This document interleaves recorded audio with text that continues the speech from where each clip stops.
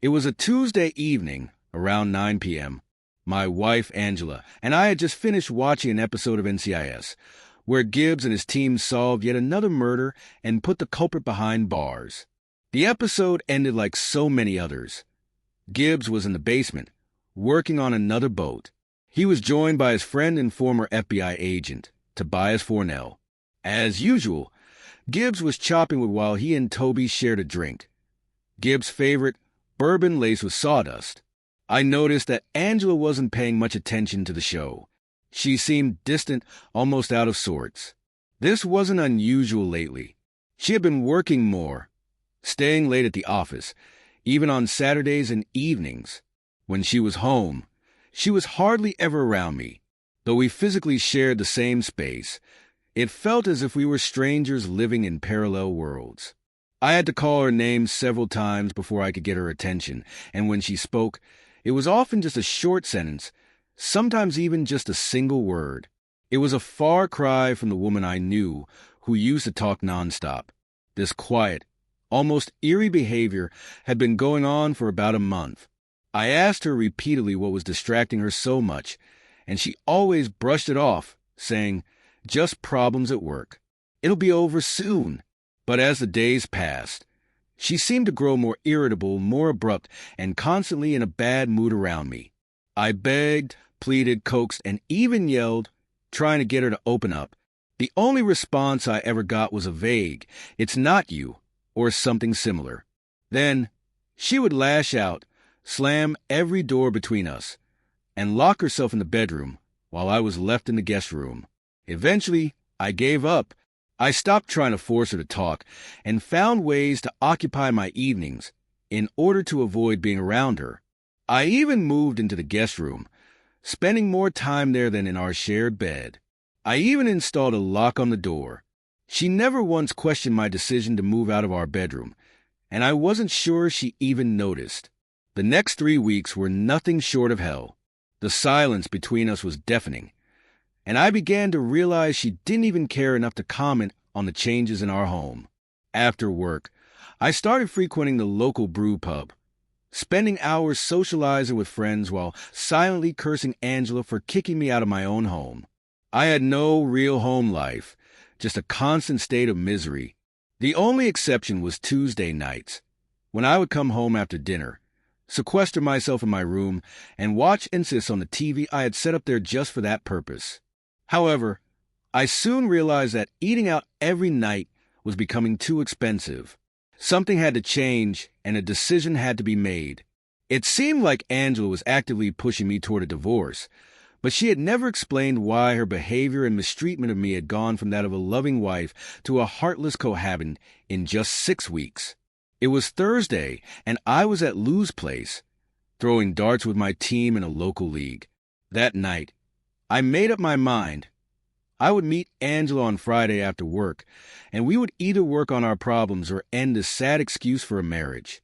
When Friday evening came, I stopped by Lou's for a few cold beers to refresh myself. I ended up arriving home at 6:30 p.m., about 3 hours earlier than my usual 10:30 p.m. arrival time. To my surprise, the house was dark. This was unusual, as Angela was usually home by 6 p.m. I decided to enjoy the brief respite before facing the conversation I had planned for the evening, and possibly for the weekend. I grabbed a beer and sat down, waiting. 6 beers and 4.5 hours later, Angela still hadn't come home. I checked my messages and voicemail, but there was nothing from her. My calls went straight to voicemail, and my messages went unanswered. It appeared her phone was turned off. I called all her family and close friends, but no one had heard from her or knew where she was. Too drunk to drive around searching for her, I finally called the police. "This is Tom Hollister," I said. "I want to report my wife as missing." A patrol car was dispatched to our house, and the officers looked around for any signs of foul play before taking my statement. They asked me about my whereabouts and if anyone could provide an alibi for me. I gave them the details, and they told me they would check hospitals and the like to see if she had been in an accident. The detectives would follow up with me later. Around 3 a.m., my phone rang. I bolted upright in bed, praying it was Angela. But it wasn't her. It was the police. They had found her car in the parking lot where she worked, and in coordination with the building's night security, they had checked the premises. Unfortunately, there was no sign of her. I reluctantly resigned myself to the fact that I had no choice but to go to bed. As I wearily entered the bedroom, I noticed an envelope with my name written on it, lying between the pillows. My heart sank as I opened it and read the letter inside. Dear Tom, I deeply apologize for the way I have treated you over the past 6 weeks. It has been awful, and I am ashamed that I have made your life a living hell because of my predicament. The reason is simple yet complicated. I found myself attracted to another man. He's married with a family. He told me how beautiful and attractive I was, and how much he wanted me sexually. I resisted at first, but I have to admit that I wanted him, too. Up until now, I have been a faithful wife. Unfortunately, that will have to change. Over the course of this weekend, I thought long and hard about the situation, and then it hit me. Gibbs. It was Rule 18 that solved my dilemma. It's better to ask forgiveness than to ask permission. So this weekend, I used Rule 18. I went away for the weekend with my lover. I'll be back on Sunday, and when I return, I will apologize. She ended the letter with a final admission. To you, Tom, you are the only man I have ever truly experienced. And while this may seem superficial and self-centered, I wanted and needed to know just once what it was like to be with another man. After this weekend, I will be completely and solely committed to you. Once everything is resolved, I will atone for the mistakes of this weekend and the past 6 weeks as we strive to rebuild our lives together. I know my attitude and behavior may seem confusing, but please understand, I have missed you and love you more than anything. As I read her words, I collapsed onto the bed, completely losing control of myself. My whole world felt as if it was crumbling before my eyes. She had been seeing this man, possibly even sharing intimate moments with him for the last 6 weeks. Based on the tone of her letter, it was clear she had practically slept with him and was now planning to return and apologize, as if everything could just be forgiven. After a while, I regained some composure. I called the police to report that Angela was safe. The sergeant on the other end asked about her whereabouts. I told him that they were still unknown, but I had found a note in which Angela mentioned she had gone away for the weekend with a man I didn't know. She had refused to share any further details with me. Once I hung up the phone, it hit me. I needed a plan of action. A deep sense of hurt and loss still weighed on me, but it was quickly overshadowed by a rising tide of anger. In that moment, I felt such intense rage that if I could have seen them together, I was certain I would have killed them both with my bare hands. I was furious that this affair had stolen 6 weeks of my life and my marriage. I was even more outraged that, by now, she had already broken the vows of our marriage. She had slept with him and, for all I knew, was still sleeping with him. Without wasting another moment, I rushed into the kitchen, a place I had passed through 1,000 times before in the dark, but tonight, in my frantic state, I tripped over the small table where we had shared countless breakfasts and coffee over the years. My curses filled the air as I fumbled for the light switch. After finally turning it on, I brewed a pot of extremely strong coffee, all the while cursing under my breath. While the coffee brewed, I made my way upstairs for a hot shower, hoping it would help clear my mind and stave off the overwhelming fatigue. The time in the shower gave me a chance to think. By the time I turned off the water, the bathroom was filled with thick steam and droplets formed on the mirrors, doors, and walls, trickling down like tiny rivers. In the midst of the fog, my mind became oddly clear. I had a plan, one that was beginning to take shape. After drying off and dressing, I returned to the kitchen, poured myself a mug of coffee, and grabbed my Gibbs Rule mug. I ran my fingers along its smooth porcelain surface. Feeling its warmth as I prepared to move forward with whatever it took, I slowly sipped the life-affirming nectar, letting the much-needed caffeine settle in. As I did, I realized Angela had been right about one thing. The Gibbs rules had spoken to me as well. Now, I knew exactly how I needed to proceed. I pulled a yellow notepad and a pen from my desk and began making a list of everything I needed to do. Once the list was complete, I set the plan into motion. When a decent hour arrived, I made follow-up calls to family and friends, the same people I had contacted in a panic the night before. I told them everything was fine, that Angela had left urgently for work and left me a note on the bed, which I hadn't found until the early morning hours. They sighed with relief, but of course, they still gave me a hard time for panicking. I accepted their criticism in stride, but I couldn't help but accuse Angela of making me look like a fool. Now, it was time to execute my plan. First, I arranged for a moving company to come by tomorrow morning. Then, I called one of those investors who specialize in quick real estate deals. He told me he would come by later in the morning to appraise the house. I told him that I needed the deal done by Monday. He laughed a little, but I reassured him that it was a hot sale. Once he saw the house, I was certain he would do everything he could to close it quickly. I told him he would need to contact the appraiser, inspectors, and so on, and he said he would take care of everything himself. If the title check came back clear, he would finalize everything by Monday. Next, I went to my bank and withdrew $2,000 in cash. Since I was waiting for a new debit card to be issued, I also asked for a cashier's check for the balance of my share in our accounts. Then, I called my boss to explain that I needed a couple of weeks off for personal reasons. Fortunately, I had worked at this firm for the past 20 years, and my boss appreciated my hard work and dedication. He always said, I pulled more than my fair share. I work as a tax accountant, and while tax season is always an ordeal, it had already passed. We were now in the quieter period between seasons, where things slowed down. People often mistakenly believed that filing taxes at the last minute would maximize their cash flow. In reality, it only led to 12 to 14-hour workdays for accountants, who had to sift through piles of disorganized receipts and files to ensure everything was in order. The goal was to minimize the chance of an audit and maximize the client's refund. Today, my dedication paid off in full. My supervisor even logged in and transferred my direct deposit to a new account as soon as I provided the number. He also took Angela off my health, life insurance, and retirement accounts. Finally, I called and rented a storage unit. I rented a storage unit where Angela's belongings would be kept. After lunch, I got busy searching for apartments. Once I found one I liked, I spent almost all the cash I had on hand for the deposit.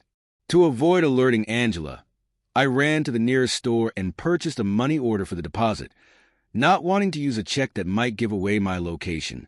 I scheduled a moving date for the next morning. The rest of the day was spent at home, packing up my personal belongings into a couple of suitcases, leaving the rest for the movers. I called my brother Frank, swearing him to secrecy until Monday. He gave me some cash to tide me over for the next 7 to 10 days until my new debit card arrived. I went online, opened a new checking account, and electronically funded it. I ordered checks and a debit card and updated them with my new address. I emailed my boss the new account number and made sure my work credit card was available for expenses, things like client lunches, so Angela wouldn't find any paper trail linking me to my new life. As the day went on, I expected Angela to text me when she was coming home, so I could plan accordingly. I decided I'd call my daughter once I received that text, to prevent Angela from alerting her to anything in advance. By late afternoon, I was both tired and hungry, so I went to Lou's to grab a bowl of chili and a couple of beers. I returned home around 8 p.m., took a long hot shower, and then watched a rerun of NCIS before heading to bed. I knew tomorrow would be a long and difficult day. I woke early the next morning as the first rays of sunlight peeked through the curtains. The movers I had hired were due to arrive at 7 a.m. I went down to the kitchen, still dark, but I had regained my ability to navigate the space without much thought, avoiding the table legs in the process. I brewed a strong cup of coffee, grabbed a mug, and headed to the bedroom to get dressed for the day. After loading the clothes left in the closet into the car, I drove to the bank to withdraw money from our joint account. covering the cost of the movers and paying for the storage unit where Angela's things would go. I didn't see any reason to continue supporting her. I grabbed a bagel, a donut, and a pitcher of coffee, along with 24 donuts for the movers, courtesy of Angela. By 9 a.m., the movers arrived and began packing up. I picked up my bed from the guest room, along with my dresser and new TV. I made a note to stop by the store later to pick up a coffee maker and kitchen supplies for the new place. I followed the movers to Angela's pantry and unlocked it for them. I gave them instructions and handed over the spare key to my new apartment, showing them where to put the boxes and specifying where I wanted the bed and dresser placed to iron the bedroom. I asked the movers to leave the key on the kitchen table, as the door might be locked from the inside when they left. I had a locksmith to meet at the house at 10 a.m., and the potential buyer was due at 11 o'clock, so I hurried back to the house. Grabbing another cup of coffee, I got into the car. As I sipped my fourth cup of coffee of the day, I noticed a van pulling into the driveway. The locksmiths from Speedy Locks had finished the job in less than an hour, installing new locks and reprogramming the garage door remote. They handed me the new keys just as John Gnome from We Buy Everything arrived, notebook and clipboard in hand. I explained my decision to sell the house, and he understood. He told me the title check showed the house was free and clear, so he inspected it and found everything in order. He made me an offer, considerably less than I would have gotten if I had waited and listed the house through a realtor, but it was quite reasonable and suitable for my needs. Fortunately, I had bought the house before I got married, and it was titled solely in my name. I told him I agreed to the terms in principle, but only if he agreed to pay me in cash, an amount greater than what I owed on the mortgage. He agreed. I asked him to hold the money until my divorce was finalized, then pay me with a check. He agreed and shared that he had gone through a nasty divorce himself, so he understood. The remaining funds would go directly to the bank to pay off the mortgage. He planned to list the house on the market as if he had flipped it, and I signed the papers on the countertop. We shook hands and he left. I took one last look around the house, grieving the loss of what was once our home. As I gazed at it, a surge of anger toward Angela swept over me for ruining our life together. I closed the door one final time, hoping the new owners would be better off. Before leaving, I taped an envelope addressed to Angela to the door. As I got into my car, Angela texted me to say she was on her way home and would be there by 2 p.m. It was 12:10 p.m. when I got in the car. I stopped by Walmart and bought everything I needed for home improvement. On Monday, I planned to buy new furniture for my apartment, but for now, I'd make do with a lawn chair. At least I had a bed and a TV. I put away the groceries I'd bought, washed the dishes, and set the coffee pot to brew. I made a sandwich and opened a beer to wash it down. It was 1:55 p.m., so I called my daughter Julie. I explained what had happened and broke the news to her about my impending divorce from her mother. She was crying hysterically, begging me to forgive her mother. I told her that was simply not possible. I apologized for the pain she was feeling and reassured her that, despite the divorce, we both still loved her, and that would never change. I spoke to Julie for about 15 minutes, long enough for Angela to have read my letter. After I hung up, my phone exploded with messages. I just turned it off and went back to enjoying my sandwich and beer. Damn, if it didn't taste just like the last one. I sat there, reflecting on the letter I had left for Angela. What words of wisdom had I offered her? What explanation had I given as to why I left after she ruined our marriage? It wasn't my pearl of wisdom, but rather the great American philosopher Leroy Jethro Gibbs, who had spoken to me. I wrote Angela. Rule 18 supersedes Rule 1. Never screw over your partner. You tricked me when you screwed that handy-dandy. And finally, Rule 42 applies here. Never accept an apology from someone who just hit you. Goodbye. Epilogue.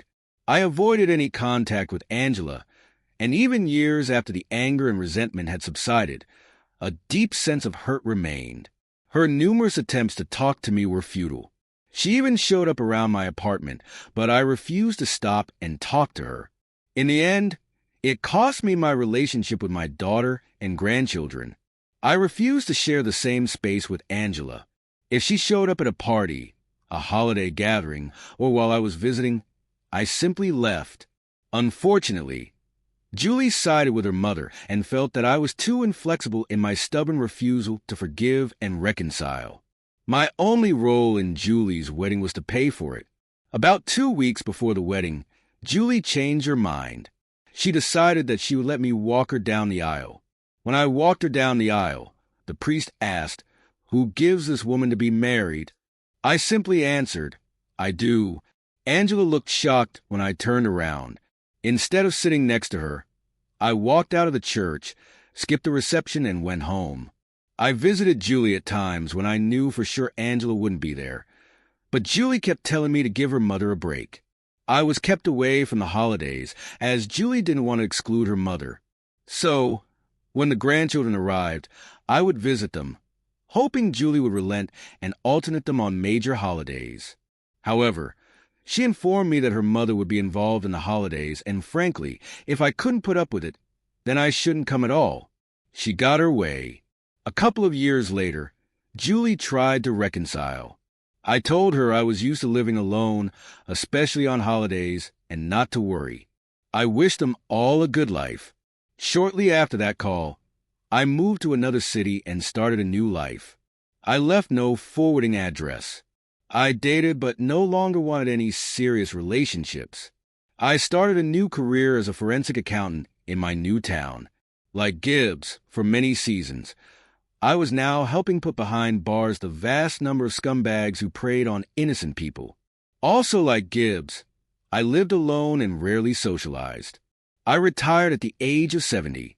One day, there was a knock at my door. When I answered, 2 young men, about 25 years old, appeared. I faintly recognized them, but couldn't quite place them.